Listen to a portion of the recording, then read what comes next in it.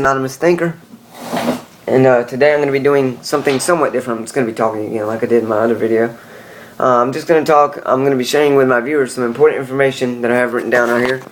I've written down because I wanted it all to kind of be, right there, because it was kind of important. But I'm going to be sharing with my viewers some important information about how our everyday lives, routines, and existence allows for the concept that we know as beginning and the concept of the end are a true value and concept, and how it has come to have an effect on the planet we live on. Now I know this sounds vague or even as a misunderstanding in how the points I'm going to be talking about relate, but we'll talk about 3 points in detail that are summed up into one categorical topic. All of the things I will talk about deals with vibration or vibrations, and that's the categorical topic here. And those points concerning this are going to be one, time, the concept of time, where I will talk about patterns, mathematics, and emissions, and what I mean by that is outward expansion due to certain activity or activities. And then my second point will be waves, where I'll talk about motions or movement, friction, and rhythms. And my third and final point are electromagnetic related things such as electricity, magnets, and technology. And by the end of this video, all of the information that we'll have gone over will hopefully come together and make it more clear to you and how all these things are going to be can be seen as related and important. But the main thing I want you to know or think about is the question that I will have for you to think about at the end. Now I pick up on a lot of information, and so can you if you just think about things and ponder over some things. And when I was talking about in my last video about me finding my purpose, well, it kind of all started like in 10th grade, and I started asking why and questioning everything. That's what you need to do to start learning a whole bunch of new things. Just question everything. I promise you'll get somewhere. You'll get new information and things. But I have been thinking about existence, life, and all the while many other concepts that I've stumbled upon and learned have found their place in my thoughts. And all these other factors eventually start to reveal themselves as I continue to think about things, and now I understand way more than I ever have. But now that main category or topic that sums up all these points are vibrations. Vibrations are caused by many things, everything in fact, and that is why it is even a topic with true value. Now one vibration can affect another thing, like you drop a stone in the water, it starts rippling out, and then it starts, those ripples that's affecting the water. And just like me and you and everybody else, you have to be careful what you think, say, and do, because you can affect everything else. And that's another reason why, one thing can affect another. But going to my first point, the concept of time. Now, time is one of the most broad yet organized topics that exist. It is a limiting factor that we all know too well. It allows us to measure generations upon generations of life, and will help us stay in check with the earth, seasons, dates, and so on. Now, this is something I made up, but however, did you know that we are actually living in the past, observing the present, but are predicting the future? And that's why time is slow. Because if we were truly to live in the moment, everything would happen instantaneously. And yesterday I was texting a friend last night, and we were talking about religion, God, and the Bible, and different things like that. I don't know how we got on this topic, but that I'm going to say right here. But we were talking about somehow we got into time, and I was like, and it really got me thinking. It was about in the Bible it says 10,000 or 1,000 years in heaven is one day here on earth, and then vice versa. But it got me thinking, maybe that's because when God created everything, to Him everything's happening instantaneously. But for us, it's all slowed down because of what I said previously about us existing in the past, observing the present, and predicting the future. So it's all kind of slowed down for us because we predict the future. So everything's less than, I guess, probably less than a second what it actually is, and that's why when we're about to be in a wreck, we know to stop, and because we predicted kind of thing. But anyway, and that just got me thinking about how maybe that's what in God's eyes everything's, and that's why it's able to be a true value, because if He's seeing everything instantaneously and we see everything is slow, it can be applied that 1,000 years there is one day here, and 1,000 years here is one day there, or 10,000, whatever it is. But anyway. But one of the least points that may ever cross my mind, if not at least rarely, is how pattern in which time exists, what time creates, causes, and initiate, and if not at least rarely, is how the patterns in which time creates, causes, and that we initiate can affect itself as being a true value that exists because we do, and more specifically because what we do. Now I know that may have sounded kind of weird or simple, kind of obvious, but have you ever actually thought about that and tried to kind of pin it down? It's kind of hard because the thought itself is like a pattern within itself, and a loop of repeating thoughts, if you will. But that's just it. That's what time is. It's a loop. And speaking of loops, those can also be called patterns, which is my second point here about that first part, which exists in loops or repeating event cycles and sequences. Now, patterns are normally constant, and everything is truly a pattern, though it seems unique. If it exists and can be created, then it's already created, whether by what I said about us existing in the past or in the present, but predicted the future, or by the fact that somewhere else in the universe has already been generated due to the infinite possibility of existence and instance, because the universe is infinitely expanding. Now, moving on, mathematics is also an important part of life. It was created in order to better understand our world and to get things done like building and construction. Time has created an illusion of space, and these spaces are what we view as opportunity, I guess you could say. Mathematics could be seen as an opportunity, and that it has been. That's what it has done. With it, we have accomplished so much and learned about many things. Sacred geometry is one of the most important things to understand, because it ties in. I'm probably guessing that it has to tie in with creation itself. God must have used such a thing when he was creating the fabrics of life and the planets, because that's sacred geometry can really open up your eyes, and it's really amazing.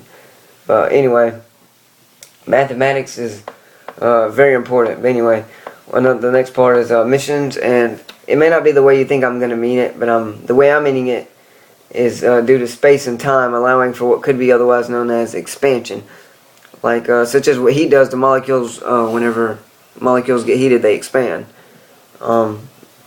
Emissions are important because it helps us to realize that activities and actions of us and the things that we do are very relevant to everything else. Like when a human is born, they may have 2 more children, and then those children may have children, and so on, so on, so on, etc. But you need to also consider the infinite and ever-expanding universe. Without its infinite expansion, we cease to exist, because there would be a stopping point that would create a plausible and predictable end to all things. Actually, that reminds me. That should just give me another idea. But maybe whenever God made all things, since everything's happening instantaneously to Him, He created it to be. He created the universe to be ever expanding, because He hasn't. It's all instantaneous, but He hasn't caught up with it, or able to. He knows it, but He's not. And maybe whenever He gets to a point where He's past the expansion part of it, it can be stopped, and life ceases to exist. I don't know. That's just another thought out there. You can kind of think about, ponder over for yourself. But anyway. The next topic I want to go over is waves. Now, waves are extremely important, not just because of the rippling effects that it can cause, but also the many forms it can exist as or in. Waves are created and generated by many things. However, many fail to realize just how extensive and prolonged waves can really be. They can, whether you realize it or not, one simple thought can expand, and it is true in some value. If you think it, you have created it. Now, it may have only been created as a thought and not physically materialized, but still you create it in some form, so it doesn't have an absolute value of 0 or no kind of value. It has some kind of value. Motion is also one of the most least may or may not be one of the most least thought of things. Well, in the way that I'm going to be explaining anyway, it may not be, but motion creates ripple effects too. And if you can see energy or aura well, you can see if a person moves his or her arm, that aura kind of follows along, but kind of in a lagging way. Motion and movement are vital to understand, because in this point in time, there are a lot of human beings roaming the planet right now, so all of this walking, driving, and flying that we do probably causes a massive amount of vibrations every single day, and I don't know or not, but it's just thought you could think about. But I think it may or may not have some kind of slight effect on the Earth itself, but that may just be me, I don't know, but that's just thought you can ponder over for yourself, and because it's your choice, you create your own reality. So all these things I'm going to be saying, just you decide. But one of the things that motion can cause, as well as many other things, is friction. Now, friction can be small or very intense depending on what is causing it and how much friction is being produced, which can also vary depending on the event causing it. Now, friction is important to understand because it happens all the time. It happens within Earth and out here, and we cause it, and other waves colliding cause it. And this can also can be so by even the smallest things unseen, such as talking, and more specifically a conversation between 2 or more people. Do you realize how much sound waves are colliding between 2 or more people when they are talking? There's a ton of it. Think about it. That could be affecting a lot of things, and again, that's just thought. But Anyway, that's the next point, sound waves. And sound waves are very important. Sound waves are very important to note, which is generally a rhythm occurs, and that's the next point, rhythms.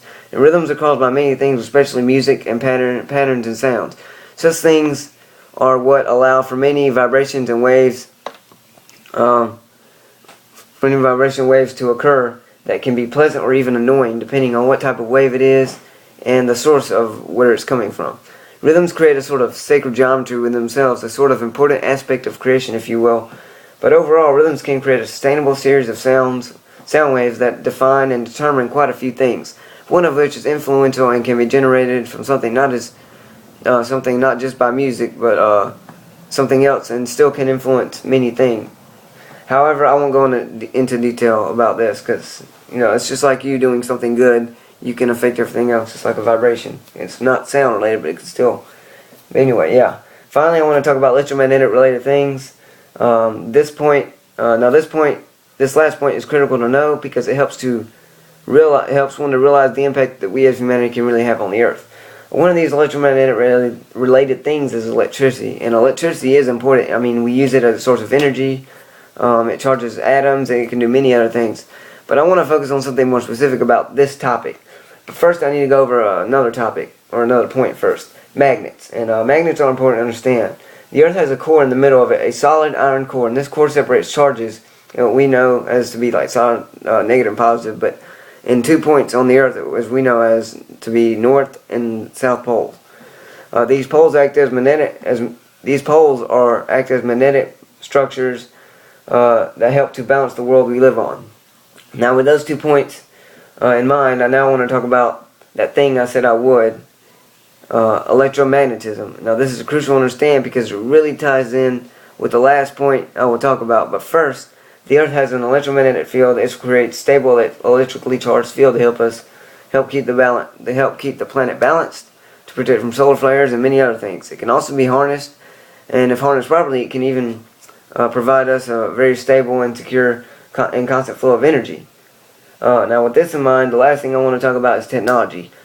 Now, technology is an astounding feat that we as humanity have created which is this carbon-based working thing we call technology. It's truly amazing, and there are some downsides to it. One of which is that certain things can or may already be weakening the electromagnetic field of the world. Another thing is that it may be causing fluxes in that field, as well as weak spots. I lately have been wondering if technology affects the Earth's north and south poles. Whether it is or not, I do not know. I do know that the only way to stabilize it, if technology is affecting those things, or the electromagnetic field of the Earth, is to enclose the planet to gain a more controlled atmosphere. But I'm not going to go into that. I'm just saying, just an idea to think about. But so in conclusion, vibrations can be in many forms. It has the power to create, disrupt, and change things, and hopefully now you see just how relevant all of these topics that I talked about are. I also want to ask of you to think about all these things I have talked about happening at once. Those things, the motions and movement we cause and do, the sound waves we create and use, the electricity we harness, the magnetic forces we create and use, and the technology we use. All these things are being used and occurring right now, all at once in various parts of the world or everywhere. And don't you think that all of these things together are influencing and or are causing massive vibrations that could be causing the Earth to be doing some of the unnatural things that it has been doing lately? There's that question. That's pretty much the question. But that's just a question worth pondering, and I know some of the things I went over seem short, but all of that was just to get to that final question I just asked, which was the main point I wanted y'all to think about and maybe get somewhere with it. But with that, I want to say namaste and unconditional love to you all.